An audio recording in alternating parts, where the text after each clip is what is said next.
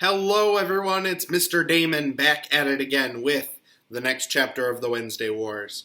I've got my drink. I just had some dinner, so I hope you are all ready to get going, get comfortable, and we're going to continue on Holling's journey. December. On the first Wednesday of December, Mr. Goreshi announced over the PA that in January, every junior and senior high school in the state would be taking the New York State Standardized Achievement Tests, and that we should plan on taking practice exams at home during the holiday break. The reputation of the school was at stake, he told us, and he was very, very, very confident that we would not let Camillo Junior High down. I'm not sure, but I think Mrs. Baker may have rolled her eyes. The rest of the morning announcements were as exciting as December drizzles, and maybe Mr. Goreshi knew that, because he said he wanted to conclude by reading a lovely note from Miss Sidman. She wished us all a happy holiday spirit at this very special time of the year, and hoped that, even in a time of war, we might be able to use these holidays to reflect on the virtues of peace and goodwill. She hoped all of this very sincerely. The letter, Mr. Goreshi told us, was written from Connecticut, where Mrs. Sidman was taking a retreat in seclusion. Actually, the whole school was in a happy holiday spirit, even before Miss Sidman's letter. On one side of the main lobby, Mr. Vendelieri had put up a huge fir tree and wound it with silver garlands. Balls as big as grapefruits hung from each branch. Plastic ones, because last Christmas, Mr. Vendelieri had seen what Doug Switek's brother did to the glass ones. Wherever there wasn't a Christmas ball, tinsel hung down, except when the lobby doors opened and it blew straight out.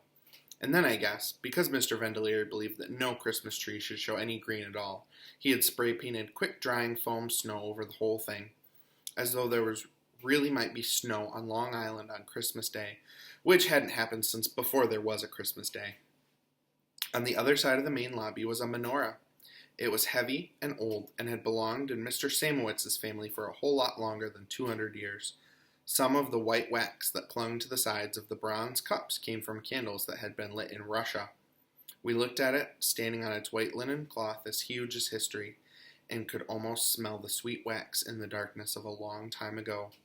The first week, the second graders made red and green construction paper chains that they hung the length of the elementary and junior high school halls. The fourth graders cut menorahs from cardboard and covered them with glittering aluminum foil. The first graders cut out the flames for each of the 9 candles, and together they put a menorah on every classroom door. The fifth graders had Charles, who could not only collect erasers, but also wrote exquisite calligraphy, which made every girl in his grade, and some in the 6th grade, fall in love with him.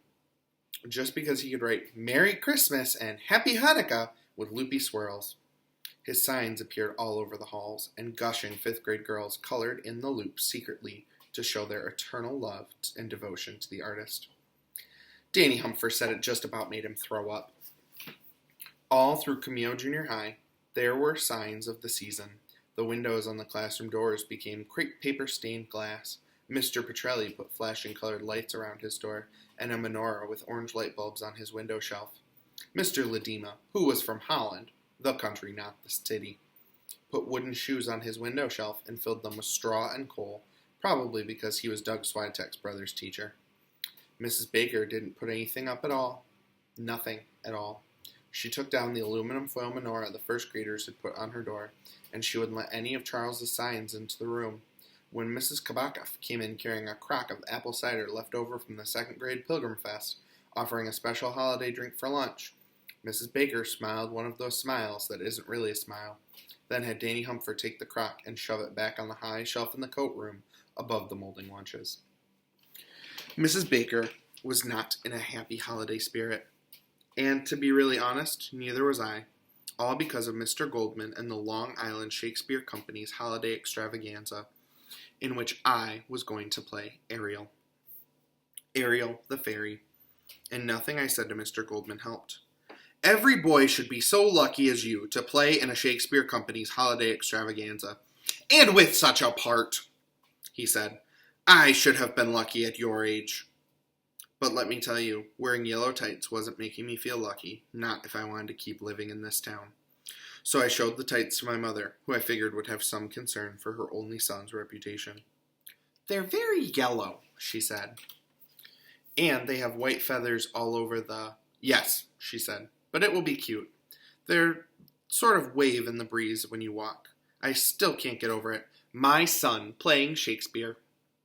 They're yellow tights. I'm playing a fairy. If this gets out, I'll never be able to go back to school. No one from Camillo Junior High will be there, and even if they were, everyone will think it's cute. I tried my father. I handed him the tights while Walter Cronkite was announcing new bombing in Vietnam. I thought they might catch his eye, even though the CBS News was on. They did. You're going to wear these, he said. That's what they want. Yellow tights with feathers on the... Yes. Whose idea is this? Mr. Goldman's idea? My father tried looking away from the yellow tights, which wasn't easy since they were the brightest thing in the room and tended to draw the eye. Mr. Goldman, he said. I think you've heard the rest of this conversation before. Yes, I said. The Benjamin Goldman who belongs to Goldman's Best Bakery.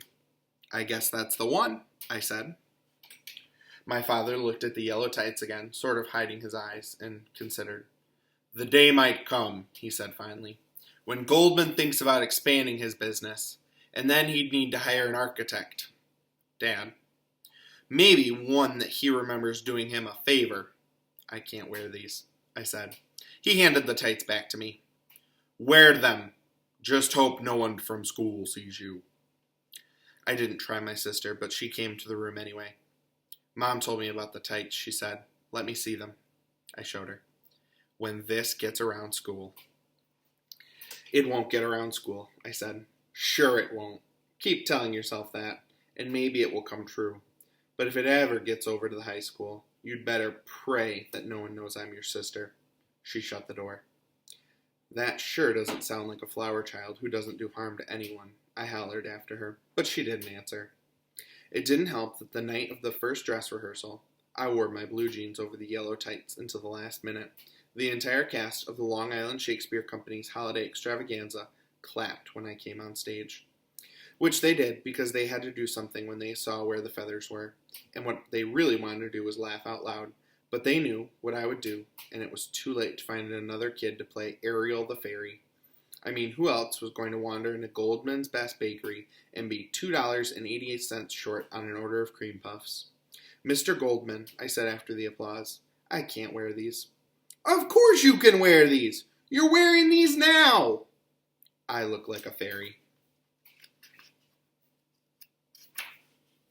And isn't that the point? You should look like a fairy. You are a fairy! Do you know what will happen if someone from school sees me? They will say, there is Howling Hood Hood, on stage playing one of Shakespeare's greatest scenes from one of his greatest plays. That is what will happen. Mr. Goldman, it's been a long time since you were in 7th grade. I never went to 7th grade. Where I came from, no boy went to 7th grade. We were all working in fields, digging and hoeing, and digging and hoeing. But you go to school, then you go home and play. Then you come on stage to be a famous Shakespeare character. There is more that a boy could want. Without even trying, it wouldn't be hard to come up with a list of 410 things more a boy could want. But it's hard to keep complaining after, when I was a boy, life was so hard card is played on you. So I did it. I got through the whole dress rehearsal playing Ariel the Fairy while wearing bright yellow tights with white feathers on, well, I might as well say it, the butt. There, on my butt. White feathers on my butt. Let me tell you, this did not put me in a happy holiday spirit. The whole of December could have been ruined because of the yellow tights. Except for one thing. One glorious, amazing, unbelievable, spectacular thing. The one thing that kept us going, this bare, holidayless classroom of Miss Baker. The one thing that brought meaning back to Hanukkah and Christmas. Mickey Mantle. The greatest player to ever put on a Yankee pinstripe since Babe Ruth. Mickey Mantle. And it was Mrs. Baker who announced his advent. I suppose it will be of some interest to some of you, she said, that Mickey Mantle is coming to town next week. The class went as quiet as Sycorax and Caliban, the rats, not the monsters. if they had appeared before us, clacking their appalling yellow teeth. "Some interest," said Danny Humpher. "To some of us," I said. "Who's Mickey Mantle?" said Marilee. "Who Mickey Mantle?" said Mai Tai. "He is a baseball player," said Miss Baker. "He is the baseball player," said Danny Humpher. "He has a batting average of .245 this year," said Doug Switek. We all turned to him. "Down from .288 last year," Doug Switek said. Danny Humpher turned to look at me. "How does he know that?" "What's a batting average?" said Marilee. "My brother-in-law," said Mrs. Baker loudly, "has developed strong ties to the Yankee organization, and he has arranged for Mickey Mantle to come to the Baker Sporting Emporium. I am told that in addition to the strutting around swinging baseball bats as if it were a worthy occasion, he will sign baseballs for anyone willing to bring one to him. A cheer from the class, as if the happy holidays were already here. This is not an occasion to clamber onto your desk, Mr. Humpher. You should tell your parents that he is coming a week from this Saturday night and that he will be swinging bats and signing baseballs from 8 o'clock until 9:30. You should all take note that he had been swinging bats and signing baseballs on a school night. I would have never agreed to make this announcement." Another cheer, wild and extravagant. "Who's Mickey Mantle?" Marilee said again. We all ignored her. "Mickey Mantle!" Now things would have been fine if Miss Baker had just left it there. I mean, Mickey Mantle coming to the Baker Sporting Emporium and all, but she didn't. "I have a second announcement," said Mrs. Baker. We all got quiet again. "Is someone else coming to the Emporium too?" asked Danny Humpher. "Maybe someone I know," said Marilee. "No one else is coming unless you want to say that someone is up and coming." That was a teacher joke. No one laughed, even though we were all supposed to. No one ever laughs at teacher jokes.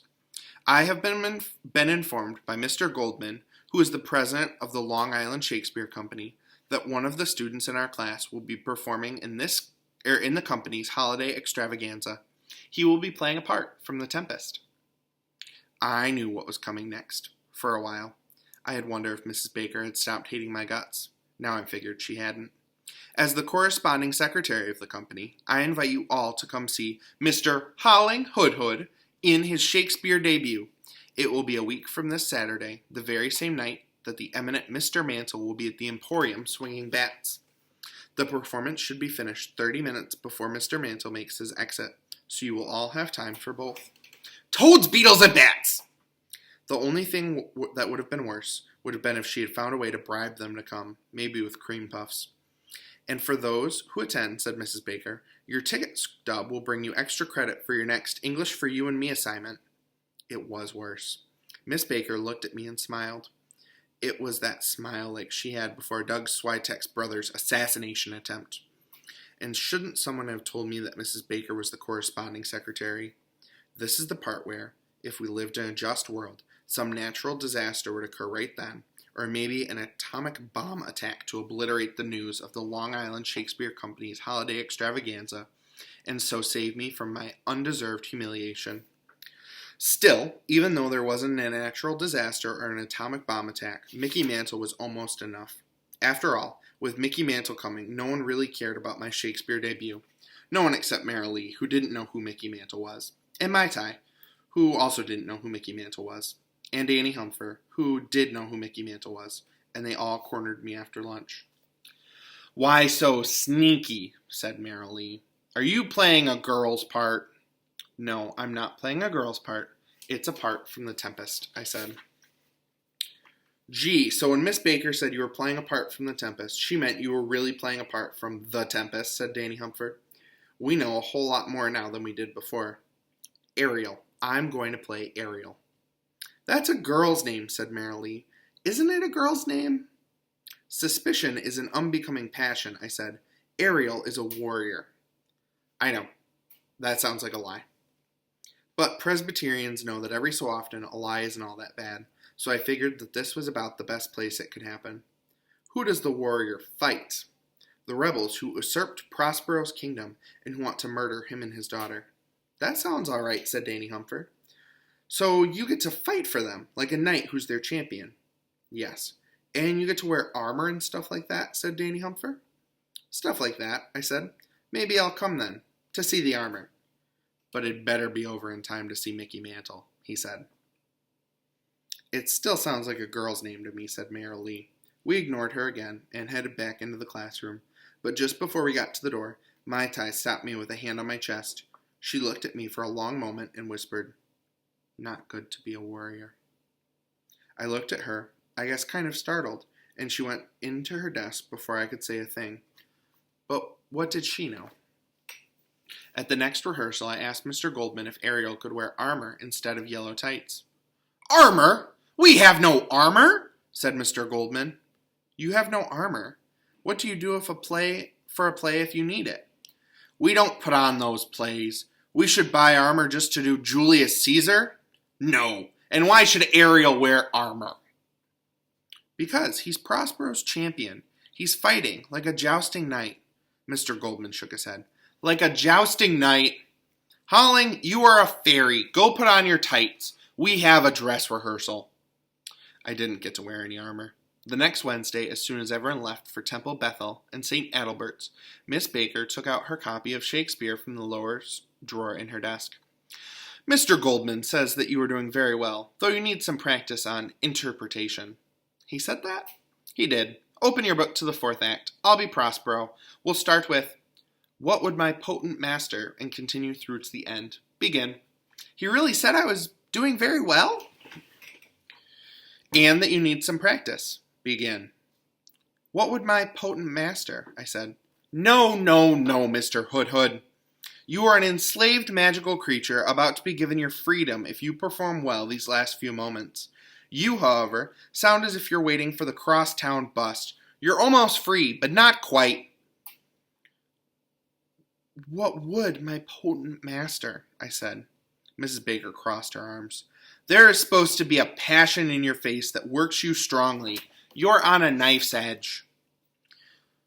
"What would my potent master," I said. "Indeed, there you are," said Miss Baker. "Stay on the knife's edge. And now, Prospero."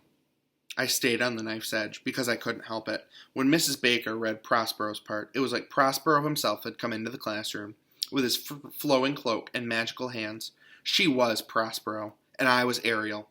And when she gave me my last command and said, "Be free and fare thou well," I suddenly knew what Ariel felt.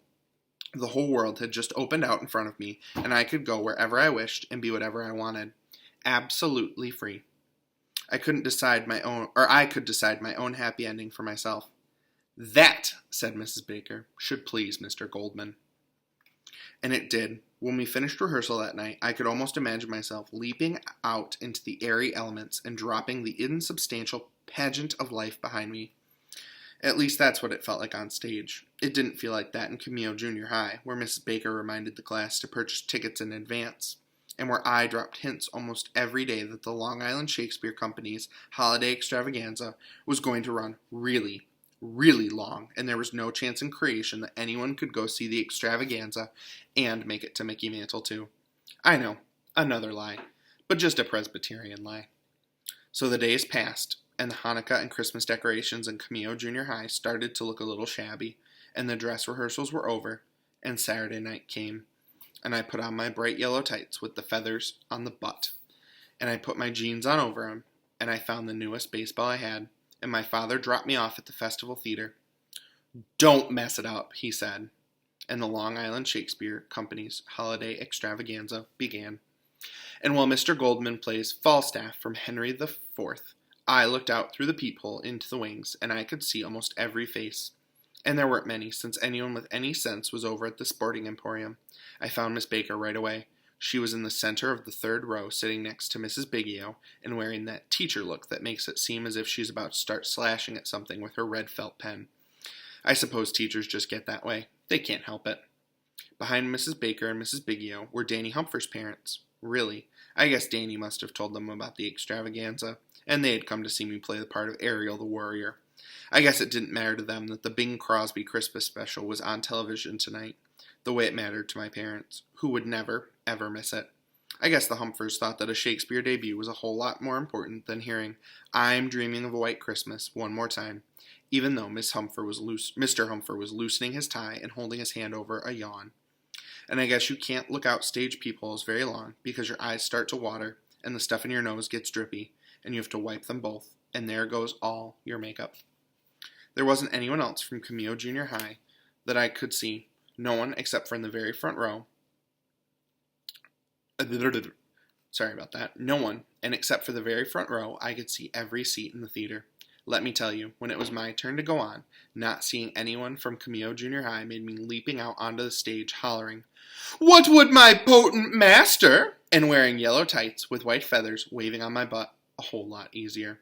I stayed on the knife's edge, and when Mr. Goldman, who was really Prospero, sent me to fetch the traitors or terrorize Caliban or grieve the king, I did it as though all was at stake. When I reminded him that he had promised my freedom on the 6th hour, I wanted it as badly as Mickey Mantle's signature on a baseball. And when I drew the boatman into the island, I thrilled at Prospero's line, "Thou shalt be free." And when it at last was done, and Prospero stepped to the edge of the stage to beg the audience to send its gentle breath to fill the sails of our freedom, I could hardly keep myself from trembling. Suppose they wouldn't fill the sails. "Our revels are now ended," Prospero had said, but when I walked on stage with the rest of the company for curtain call, the revels felt like they had not ended. They were still ringing in the hands of the audience, who were all standing. Still ringing in the hands of Miss Baker, who was smiling at me, really. Still ringing in the hands of Mr. and Mrs. Humpher, who were waving at me. Still ringing in the hands of Danny Humpher and Merrill Lee and Mai Tai, who were standing in the very front row. "Danny Humpher and Merrill Lee and Mai Tai?" I looked down at them, looking up at the bright yellow tights with the white feathers on the butt. But they weren't looking at the yellow tights, because they were all three crying. They stood in the light from the footlamps, and their cheeks glistened with tears. Shakespeare can do that to you. They clapped, and clapped, and clapped, and clapped some more, and Merrill Lee wiped at her tears, and then suddenly in Danny Humphrey's eyes came this startled look, and there was a passion in his face that seemed to work him strongly. And it was Mickey Mantle. He pointed at his watch. 9:15, he mouthed, and he turned and waved desperately to his parents. And when the curtains came down and I could be free, I didn't wait for the audience breath to fill my sails after all. I careened back behind the stage around to the men's dressing room, and I found that it was locked. Locked! I pounded on the door. No one answered. I heard my name for another curtain call. I pounded on the dressing room door again. No one answered. I ran back into the wings, desperate. Mr. Goldman was still on stage, bowing. It looked like he would be bowing for a while, but he had left Prospero's blue floral cape behind the stage wings. I grabbed it, flung it around my shoulders, and made for the Elements, where my father would be waiting for what I had hoped would be an illegally fast drive to the Baker Sporting Emporium. I ran out the backstage door, and let me tell you, it had gotten a whole lot colder, and a cape when you're just wearing yellow tights doesn't help that much. And I sprinted around to the front of the Festival Theater. My father wasn't there. I guess the Bing Crosby Christmas special wasn't over yet. Standing on the street in front of the Festival Theater in bright yellow tights and a blue floral cape covering white feathers on his butt, this was not an Ariel in a happy holiday spirit. I looked up and down the street. Not a single car was moving, except for one speeding away. Danny Humphrey's parents. I decided I would wait for my father for 5 minutes, so I counted to 300 Mississippi. No car. People started to come out from the theater and point at me. And then the scent of diesel fumes came in on the breeze, which was cutting right through my floral cape, and the crosstown bus lumbered around the corner, gritty and grimy and the most beautiful thing I'd ever seen. It even had a plastic Christmas balls hanging from the rearview mirror. I sprinted across the street, which probably looked pretty impressive with the blue cape flowing behind me, and stood at the Festival Theater bus stop. But I wasn't sure the bus was going to stop when the driver saw me. He went 2 or 3 bus lengths beyond the sign, and even after he stopped, I ran up, but he didn't open the doors at first. The plastic Christmas balls rocked back and forth while he looked at me like I had escaped from someplace I shouldn't have escaped from. I counted another 15 Mississippis before he opened the door. "Who are you supposed to be, kid?" "John Wayne." John Wayne never wore tights in his whole life. I need to go to the Baker Sporting Emporium. "Well, John Wayne, do you have 30 cents? I reached into my pocket, which wasn't there. "I don't think so," said the bus driver. "Please," I said, "I need to get to the Baker Sporting Emporium." "Since Mickey Mantle is signing baseballs, right?" "Yes." He looked at his watch. "You might make it if you had 30 cents. The quality of mercy is not strained, I said. He looked at me like I had just spoken a foreign language. Please, I said. The driver shook his head. Okay, John Wayne, but this is the kind of stuff that gets bus drivers fired, giving free rides. And if it wasn't so cold out there, I'd close the door on you. Did you know that when that cape is blowing out, people can see that you have white feathers on your... Yes, I said, and took a seat. It was mercy alone that there was no one else on the bus. We drove through a cold night, well under the speed limit. The driver slowed down properly at every light, even if it was still green. He looked both ways at every stop sign, twice. Do you think, I began. Look, I'm missing the Bing Crosby Christmas special, and I'm putting my job on the line for you, kid. It's not a great night, so do you want to be quiet, or do you want to get out? I was quiet. I wrapped the blue floral cape around me. By the time we reached the bus stop, a block away from the Baker Sporting Emporium, I was about as frantic as a fairy warrior being very quiet can ever get. The bus driver looked at his watch. 9:37, he said. You better giddy up, John Wayne. He opened the door, and I started down the steps. Do you have a baseball somewhere under that cape? He said. I stopped dead. My baseball was back at the Festival Theater, in the locked men's dressing room. I almost cried. Almost. But I didn't, because if you're in 7th grade and you cry while wearing a blue floral cape and yellow tights with white feathers on the butt, you just have to curl up and die somewhere in a dark alley. The bus driver shook his head. John Wayne is always prepared for whatever happens, he said. Me too. He reached under the dashboard and pulled out a cardboard box filled with stuff. You can't believe what people leave behind on the bus seats. He reached into the box and pulled out, I am not making this up, a perfect new white baseball. Every seam tight and clean, like it had never been thrown before. You got no clothes that any decent person would wear, he said. No bus fare and no baseball. How are you going to make it in this world, kid? At that moment, I truly did not care. I stared at the baseball. Its perfect whiteness filled my whole vision. The bus driver shook his head. You better meet a whole lot of people who are really kind to you, kid.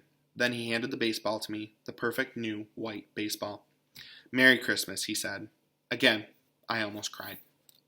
I sprinted to the Baker Sporting Emporium, the blue cape straight out behind me, the baseball in hand. Who knows what the white feathers were doing? And I made it. I really did. I slammed through the door, and there he was. Mickey Mantle. He was sitting at a table, dressed in his street clothes. Behind him, Mr. Mercutio Baker, who owned the Emporium, had put up a bulletin board full of Yankee photographs, most of Mickey Mantle swinging away. And then above them was a jersey with number 7. Mickey Mantle had signed it with his name below. He was bigger than he looked on television, his hands as large as shovels, and forearms that came from his sleeves were strong as stone. His legs stuck out from beneath the table, and they looked as though they could run down a trail on the Long Island Railroad. He yawned a couple times, big yawns that he didn't even try to hide. He must have had a long day. In front of me, standing at the table, all by themselves, with Mickey Mantle, were Danny Humpher and his father. Mickey Mantle was just handing a baseball back, and Danny was just taking it into his hands. It was sort of a holy moment, and the light that shone around them seemed to glow softly, like something you'd see in one of the stained glass windows at St. Andrew's. Thanks, said Danny. He said it in awe and worship. Yeah, kid, said Mickey Mantle. Then I came up. I held out the perfect white baseball and whispered, Can I please have your autograph? And he took the ball from my hand and held his pen over it. And then Mickey Mantle looked at me. Mickey Mantle, he looked at me, and he spoke. What are you supposed to be? He said. I froze. What was I supposed to say? You look like a fairy, he said. I coughed once. I'm Ariel, I said. Who? Ariel. Sounds like a girl's name. He's a warrior, I said. Mickey Mantle looked me up and down. Sure he is. Listen. I don't sign baseballs for kids in yellow tights. Mickey Mantle looked at his watch and turned to Mr. Baker. It's past 9:30. I'm done. He tossed my new perfect white baseball onto the floor. It rolled past my feet and into the folds of my blue cape. The world should split in two. The world should split in two, and I should fall into the crack and never be heard from again. Howling Hood, me, the boy in the yellow tights with white feathers on the butt and a blue floral cape. The boy Mickey Mantle would not sign a baseball for. And Danny Humpher had seen it all, the yellow tights, the cape, the ball, everything. Danny Humpher, who stepped to the table and slowly placed his baseball signed by Mickey Mantle, back in front of the greatest player to put on Yankee pinstripes since Babe Ruth. I guess I don't need this after all, Danny said. He lifted his hand from it, and I could tell it wasn't that easy. What's the matter, kid? Said Mickey Mantle. You are a pied ninny, said Danny Humpher. Come on, Holling. I picked up the bus driver's baseball and handed it to Danny. We turned and left Mickey Mantle behind us. We didn't say anything. When gods die, they die hard. It's not like they fade away or grow old or fall asleep. They die in fire and pain. And when they come out of you, they leave your guts burned. It hurts more than anything you can talk about. And maybe worst of all, you're not sure if there will ever be another god to fill their place. Or if you ever want another god to fill their place. You don't want the fire to go out inside you twice. The Humphers drove me back to the Festival Theater. I went in to see if the men's dressing room was unlocked. It was. And Mr. Goldman was holding forth. My dainty Ariel, he said, and threw his arms out wide, and the company, the men that is, for the record, all clapped. Where have you been? You, the star of the extravaganza. Something should be wrong. I shook my head. How could you tell Mr. Goldman that the gods had died when they lived so strongly in him? Wast well done? I asked. Bravely, my diligence, thou shalt be free. And I was. I changed and left the yellow tights with the feathers on the butt in a locker. Mr. Goldman told me I should stop by the bakery for some cream puffs, which will cost you not a thing. And I left. That was it. Outside, it was really the first cold night of winter, and the only fire in sight was the stars high above us, and far away glittering like ice. The Humphers were waiting and drove me home. We still didn't talk, not the whole way. When I got back, my parents were in the den watching the television. It was so cold the furnace was on high. The hot air tickled the silver bells that decorated the white artificial Christmas tree that never dropped a single pine needle in the perfect house. You're done earlier than I thought, my father said. Bing Crosby is just about to start White Christmas as soon as this commercial's over. How'd it go, Holling? Said my mother. Fine. I hope Mr. Goldman was happy with what you did, said my father. He said it was just swell. Good. I went upstairs, the crooning notes of Bing Crosby's treetops glistening, and children listening, and sleigh bells in the snow followed me. Just swell. Happy holidays. When we got back to school on Monday, there were only 3 more days before the holiday break. They were supposed to be a relaxed 3 days. Most teachers coasted through them, figuring that no one was going to learn all that much just before vacation. And they had to leave time for holiday parties on the last day, and making presents for each other, and for looking out the window, hoping for a miracle of snow on Long Island. Even though lunches were supposed to have something special to them, like some kind of cake with thick white frosting, or pizza that actually had some cheese on it, or hamburgers that hadn't been cooked as thin as a record, maybe something chocolate on the side. But Miss Biggio wasn't interested in chocolate these days. It could have been the last holidays the planet was ever going to celebrate, and you wouldn't have known it from what Miss Biggio cooked for Camillo Junior High's lunch. It was something surprise every day, except that after the first day it wasn't something surprise anymore, because we knew what was coming. It was just something. But I didn't complain. I remembered the Wednesday afternoon Mrs. Biggio had come into Miss Baker's classroom and the sound of her sadness, and I knew what burnt guts felt like. Everyone else didn't complain because they were afraid to. You didn't complain when Miss Biggio stares you down as you're going through the lunch line, with her hands on her hips and her hairnet pulled tight. You don't complain. Not even when she spreads around her own happy holiday greetings. Take it and eat it, she said to Danny Humpher, who had hesitated over the something. You're not supposed to examine it, she said to Merrill Lee, who was trying to figure out the surprise part. You waiting for another cream puff, she said to me. Don't count on it this millennium. And on the last day before the holiday break, to Mai Tai. Pick it up and be glad you're getting it. You shouldn't even be here, sitting like a queen in a refugee home while American boys are sitting in swamps on Christmas Day. Those are the ones who should be sitting here, not you. Mai Tai took her something. She looked down and kept going. She probably didn't even see that Miss Biggio was pulling her hairnet down lower over her face because she was almost crying. And probably Mrs. Biggio didn't see that Mai Tai was almost crying too. But I did. I saw them. And I wondered how many gods were dying in both of them right now, and whether any of them could be saved. You think that Mrs. Baker would try to make up for the holiday disappointments of the Cameo Junior High kitchen over those 3 days. But she didn't. We went back to the diagramming sentences, focusing on the imperfect tenses. She convinced Mr. Samowitz to start some pre-algebra equations in mathematics for you and me that Albert Einstein couldn't have figured out. She even bullied Mr. Petrelli into buckling down and making us present our Mississippi River and You projects out loud to the class. Mr. Petrelli had finished in a day and a half, but Mrs. Baker didn't let up all 3 days. We were the only class in Cameo Junior High who sweated behind a closed, decorationless door in a hot, decorationless classroom. And did we complain? No! Because, at the first hint of a complaint, Mrs. Baker folded her arms across her chest and stood still, staring at whoever had started to rebel until all rebellion died. That's how it was as we came upon the happy holidays, all the way until the last Wednesday afternoon. As everyone got ready to leave for Temple Bethel or St. Adalbert's, I figured I'd probably be diagramming sentences for the next hour and a half, since we hadn't started another Shakespeare play just yet. Just swell, but I was wrong. Mr. Humfer, Mr. Switek, said Miss Baker, I've arranged with your parents for you to stay at school this afternoon. Danny and Doug looked at me, and then at each other, then back at Miss Baker. Okay by me, Danny said. I'm so pleased to have your approval, said Miss Baker. Now the rest of you. And there was the usual hubbub of leaving, while Danny and Doug sat back at their desks. What's this about? Danny asks. I shrugged. Erasers, or sentence diagramming. Maybe Shakespeare, I said. We looked over at Doug Switek. You didn't do number 166, I asked. He shook his head. You sure? Said Danny. Don't you think I'd know? Said Doug Switek. We weren't so sure, but actually, he hadn't. After everyone left, Miss Baker went to her desk and opened her lower desk drawer. She took out 3, no, not books of Shakespeare, like you might think, 3 brand new baseballs.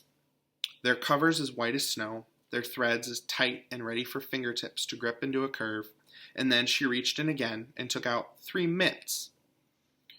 Their leathery smell filled the room. She handed them to us. The leather was soft and supple. We slipped our hands in and pushed the new baseballs into their deep pockets. My brother-in-law, who I believe Mr. Humfer and Mr. Hoodhood both saw on the other night following the extravaganza, has asked me to give you these as holiday gifts, compliments of the Baker Sporting Emporium, said Miss Baker. And after telling me what happened during your time there, he and I made some arrangements for you to break the mitts in. So take them down to the gymnasium, and don't throw the balls in the hall. And dropping the next day, And dropping one's jaw in surprise happens only in cartoons and bad plays, gentlemen. Danny grinned as we went out. The gym is completely empty last period. She's giving us the afternoon off. But he was wrong. The gym wasn't empty. Joe Pepitone and Horace Clark were waiting for us in the bleachers in their Yankee uniforms. Number 25 and number 20. The 2 greatest players to put on Yankee pinstripes since Babe Ruth. Joe Pepitone and Horace Clark. Can you believe it? Which one of you is howling? Said Horace. I pointed at my chest. And Doug? Doug Switek slowly raised his hand. So you're Danny, said Joe Pepitone. Danny nodded. Horace Clark held up his mitts. Let's see your arm, howling, he said. I threw with Horace Clark, and Danny and Doug threw with Joe Pepitone. Then we switched, and Danny threw with Horace, and Doug and I threw with Joe. Then we went outside and went under a warm sun on a diamond that hadn't been used since October. Horace Clark crouched behind the plate, and I threw fastballs to him. And even once, a knuckleball. Really. And then Danny got up, and Horace Clark pitched, and Joe Pepitone and I shagged balls in the outfield. And then Joe Pepitone got up, and Doug and I shagged balls in the outfield. And then we took some infield practice from Horace Clark. And then we stood around the diamond, Joe Pepitone at home, Danny at first, Horace Clark at second, Doug at deep shortstop, me at third, and we whipped the ball to each other, around and around and around, as fast as we could, while Horace Clark chanted, Out of there! Out of there! Out of there! And the ball struck the soft and deep in the pockets of the gloves, and the smack of them and the smell of the gloves filled with the bright yellow air, while a breeze drew across us the whole time, as soft as feathers. Afterward, they signed our baseballs and signed our mitts. They gave us each 2 tickets for opening day next April, and they gave Doug and Danny their caps. And for me, Joe Pepitone gave me his jacket. Can you believe it? His jacket. When they drove off, it felt like a place inside of me had filled again. Our revels were not ended. Doug and Danny and I ran up to the third floor to find Miss Baker. Mr. Vandeliri was already taking down the Christmas and Hanukkah decorations. The halls were ghostly dark, and the classroom doors shut with the lights out behind them. Miss Baker was gone, but she had left a note on the door. "Mr. Hoodhood," it said, "read The Tragedy of Macbeth for the first Wednesday of January." "Too bad," said Danny. But Doug went on in, and he came back out carrying a cardboard box for number 166 from the coat room. He looked at us, shrugged, and hauled it away down the hall, staggering under its clumsy weight. We never saw it again. The next day, President Johnson declared a Christmas ceasefire in Vietnam, and the bombs stopped dropping. And so the happy holidays finally began. And that was December. I hope you liked it. Yeah. Have a great rest of your day, and email me if you have any questions. Bye!